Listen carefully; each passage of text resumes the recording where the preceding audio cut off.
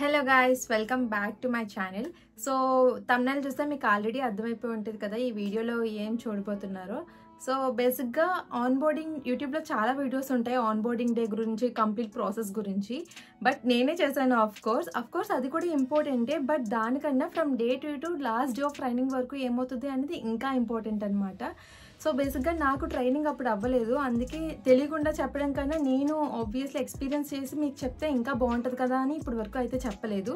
So it's time to do that video అనమాట. So ఈ వీడియోలో అయితే from day 2 onwards last day of training వరకు ఏమవుతుందో కంప్లీట్గా డీటెయిల్గా ఈ వీడియోలో అయితే చెప్తాం అనుకున్నా. సో స్కిప్ చేయకుండా లాస్ట్ వరకు అయితే చూడండి. అండ్ వీడియో కొంచెం ఇన్ఫర్మేటివ్గా అనిపించినా సరే లైక్ చేయండి, షేర్ చేయండి అండ్ సబ్స్క్రైబ్ చేసుకోండి. So without getting any late, let's get in to the video. First one వచ్చేసరికి ఆన్బోర్డింగ్ డే అనమాట. ఆన్బోర్డింగ్ డే రోజు అందరికీ తెలిసే ఉంటుంది ఏం జరుగుతుంది. ఇఫ్ ఇన్ కేస్ ఎవరికైనా డౌట్ ఉంటే నేను ఆల్రెడీ వీడియో చేశాను, కింద లింక్ ఇస్తాను, వెళ్ళి చెక్అవుట్ చేయండి, చాలా డీటెయిల్గా ఉంటుంది. అండ్ ఫ్రమ్ డే 2 నుంచి లాస్ట్ డే ఆఫ్ ట్రైనింగ్ వరకు అయితే చెప్పుకుందాం అనుకున్నాం కదా. డే 2 వచ్చేసరికి ఏమవుతుంది అంటే laptop collection, ID card collection, ఈ 2 అనేది డే 2లో జరుగుతాయి. సో మీరు ఏ లొకేషన్లోకి వెళ్ళాలో వాళ్ళే 1 డే ఆర్ 3 to 4 hours ముందు అయితే మీకు మెయిల్ చేస్తారు. సో ఆ లొకేషన్కి వెళ్ళి మీరు ల్యాప్టాప్ అంటే ఆ ల్యాప్టాప్ని మీ పర్సనల్ ల్యాప్టాప్ లాగా మీ డీటెయిల్స్ ల్యాప్టాప్లకు తయారు చేసుకుని ఐడి కార్డ్ కలెక్ట్ చేసుకున్న తర్వాత ఇంక rest of the day free అనమాట. ఇంకా ఆ డే మీకు ఏం వర్క్ ఉండదో వాళ్ళు కూడా మీకు ఏం ఎక్స్ప్లెయిన్ చేయరు. So rest of the day free, మీకు ఇంటికైనా వెళ్ళిపోవచ్చు, లేకపోతే ఆఫీస్లో ఎక్స్ప్లోర్ అయినా చేయొచ్చు. సో ఇది డే 2లో జరిగిందనమాట. అండ్ నెక్స్ట్ వచ్చేసరికి day 3 and day 4. Day 3 and day 4 ఇవే మీరు ఫస్ట్ టైం కొంచెం ఆఫీస్ ఎక్స్పీరియన్స్ చేసే డేస్ అనమాట. అంటే ఇప్పుడు వచ్చే డే 2 అనేది జస్ట్ తీసుకొని వెళ్ళిపోతారు. డే 1 ఆన్బోర్డింగ్ డే, డే 3 కొంచెం ఫస్ట్ డే లాగా అనమాట. డే 3 అండ్ డే 4ని ఏమంటారంటే ఎన్జేఎక్స్ సెషన్ అంటారు, అంటే న్యూ జాయినర్ సెషన్. ఈ సెషన్లో ఏంటంటే మనకి బేసిక్గా ఈ ప్రొఫెషన్కి మనం కొత్త, ఎందుకంటే ఇప్పుడు వరకు స్కూల్ కాలేజ్ అంతా అయిపోద్ది, ఈ ప్రొఫెషన్కి కొత్త కనుక అసలు బేసిక్ రూల్స్ అండ్ రెగ్యులేషన్స్ అనేవి కొన్ని ఉంటాయి కదా. అంటే యాక్షన్స్ క్రైటీరియా కొన్ని ఉంటాయి, వీడియోస్ తీయకూడదు, ఫొటోస్ తీయకూడదు, అండ్ లీవ్స్ ఎన్ని ఉంటాయి, సిక్ లీవ్స్ ఎన్ని ఉంటాయి, ఇవన్నీ మనకి తెలియదు. సో ఆ ఇన్ఫర్మేషన్ అంతా ఈ డే 3 అండ్ డే 4లో అయితే కవర్ చేస్తారనమాట. సో కంప్లీట్గా డీటెయిల్స్ అని మనకి ఏమైనా డౌట్స్ ఉన్నా కూడా ఈ సెషన్లో అడగచ్చు, వాళ్ళు కూడా అడుగుతారు ఎనీ డౌట్స్ అని. సో ఎవరికి ఏ డౌట్స్ ఉన్నా క్లియర్ అయితే ఈ సెషన్స్లో క్లియర్ చేసుకోవచ్చు. అండ్ ముఖ్యంగా ఫుడ్ కూడా ప్రొవైడ్ చేస్తారు, ఫుడ్ కూడా చాలా బాగుంటుంది. అండ్ ఇది డే 3 అండ్ డే 4 గురించి అనమాట.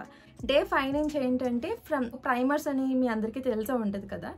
బేసిక్గా మీరు జాయిన్ అయిన ఫస్ట్ డే నుంచి 15 days లోపు ప్రైమర్స్ ఎగ్జామ్ అనేది కండక్ట్ చేస్తారు.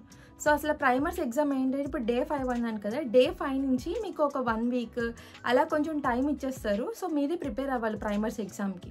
సో ప్రైమర్స్ ఎగ్జామ్కి సిలబస్ ఏంటంటే మీకు జాయిన్ అవ్వక ముందు కొన్ని కోర్సెస్ ఇస్తారు కదా. So agile, Java, Python development, software fundamentals, ఇలా కొన్ని కోర్సెస్ అయితే ఇస్తారు. అదే సిలబస్, దాని మీదే మీకు ఎగ్జామ్ కండక్ట్ చేస్తారనమాట. ప్రైమర్స్లో 20 questions ఉంటాయి, ఈచ్ క్వశ్చన్కి 1 mark. 15 or 15+ తెచ్చుకుంటే మీకు 10K బోనస్ కూడా వస్తుంది అనమాట.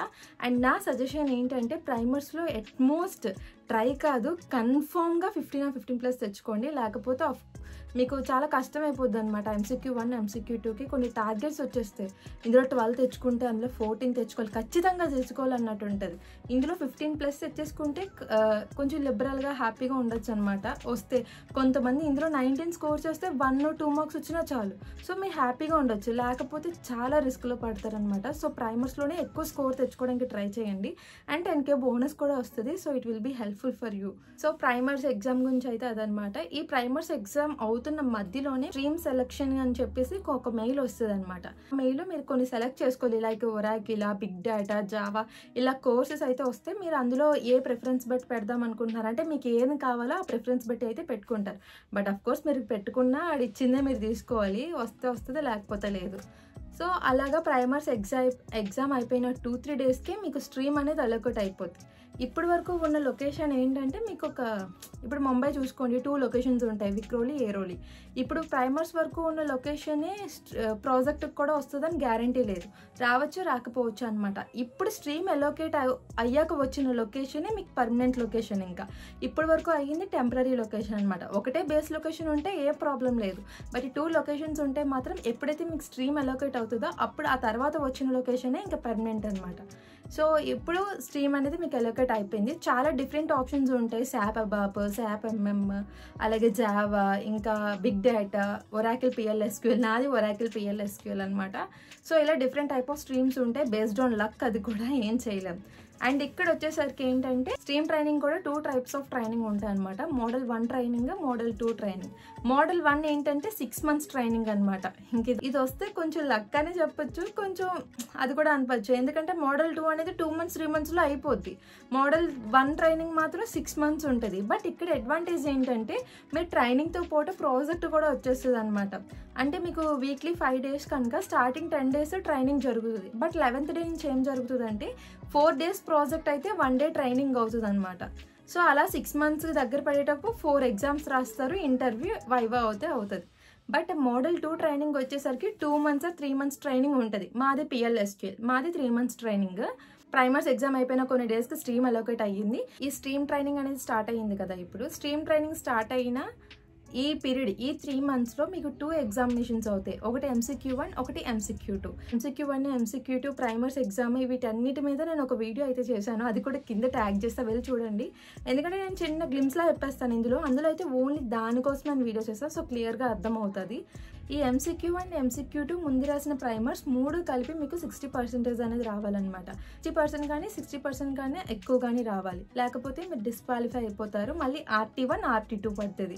RT2 కూడా ఫెయిల్ అవుతే మీరు ఇంకా టెర్మినేట్ అయిపోతారు అనమాట. సో అది జోక్గా అయితే తీసుకోకండి. నా ట్రైనింగ్ కంప్లీట్ అయిపోయింది, నేను టెర్మినేట్ అయిన వాళ్ళని కూడా చూశాను. సో అంత ఈజీగా తీసుకోకండి. ప్రైమర్స్ రాయండి గట్టిగా. ప్రైమర్స్ రాసిన తర్వాత MCQ1, MCQ2 ఫస్ట్ అటెంప్ట్లో క్లియర్ చేయడానికే చూసుకోండి. ఇందులో ఏంటంటే ట్రైనింగ్ అయిపోయిన తర్వాత బెంచ్ మీద ఉంటామన్నమాట, ప్రాజెక్ట్ అసైన్ అవ్వదు.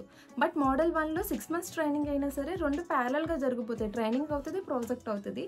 బట్ ఏదొచ్చినా ఓకే అనమాట. అది వచ్చింది అని భయపడే అవసరం అయితే లేదు. ఏదొచ్చినా బెస్టే, ఏదైనా బెనిఫిట్ ఉంటుంది. సో నెక్స్ట్ అలాగే హ్యాండ్స్ ఆన్ అవుతుంది. హ్యాండ్స్ ఆన్ అంటే కోడింగ్ గ్రౌండ్. ఇందులో మీకు స్ట్రీమ్కి సంబంధించిన క్వశ్చన్స్ లిటరలీ ఒక్కొక్క స్ట్రీమ్కి తగ్గట్టు ఒక్కొక్క క్వశ్చన్ ఉండొచ్చు. మా స్ట్రీమ్కి 5 questions ఉంటాయి. 5 questions కూడా కోడింగ్ గ్రౌండ్లో ఉంటాయి. మీ లెక్క బాగుంటే ముందు క్వశ్చన్స్ రిపీట్ అవుతాయి, లేకపోతే అవ్వదు. మా అలా దరిద్రం తాండవం చేస్తే రిపీట్ అవ్వు. దాని నెక్స్ట్ వైవా అనమాట. వైవా 10 daysకి అలా కండక్ట్ చేస్తారు. వైవా కూడా అవుతుంది. రిజల్ట్ 1 weekలోనే ఇచ్చేస్తారు.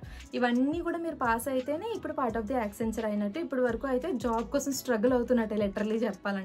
మీరు ఇంకా పర్మనెంట్గా ప్లేస్ అయినట్టయితే కాదు. సో ఇది కంప్లీట్ ప్రాసెస్ అనమాట. ఫ్రమ్ day 2 నుంచి లాస్ట్ డే ఆఫ్ ట్రైనింగ్ వరకు ఏదవుతుంది అనేది ఈ వీడియోలో కంప్లీట్గా ఎక్స్ప్లెయిన్ చేశాను. సో ఇంకా నెక్స్ట్ వీడియోలో ఏం చెప్దాం అనుకుంటున్నానంటే చాలా అంటే చాలా ఇంపార్టెంట్ ఏంటంటే, ఒకవేళ పొరపాటున ఫెయిల్ అయితే RT1 పడితే, RT1 కూడా పోతే, RT2 పడితే, RT2 కూడా పోతే ఏమవుతుంది? అసలు ఉంటుందా? టెర్మినేట్ చేస్తారా? కన్ఫామ్గా నేను ఆల్రెడీ ఫేస్ చేసి ఎక్స్పీరియన్స్ చేశాను కనుక అవి మీకు క్లియర్గా ఎక్స్ప్లెయిన్ చేస్తాను. But length of the video ఎక్కువైపోద్ది కనుక ఈ వీడియోలో అయితే చెప్పను, నెక్స్ట్ వీడియోలో చెప్తాను. సో ఇంకా మీకు ఏమైనా డౌట్స్ ఉంటే నాకు కమెంట్ సెక్షన్లో చెప్పండి, ఖచ్చితంగా రెస్పాండ్ అవుతా. దాని మీద వీడియో కూడా చేయడానికి ట్రై చేస్తా. So that's it for this video. మీకు నచ్చినట్టయితే లైక్ చేయండి, షేర్ చేయండి, సబ్స్క్రైబ్ చేయండి. Bye guys.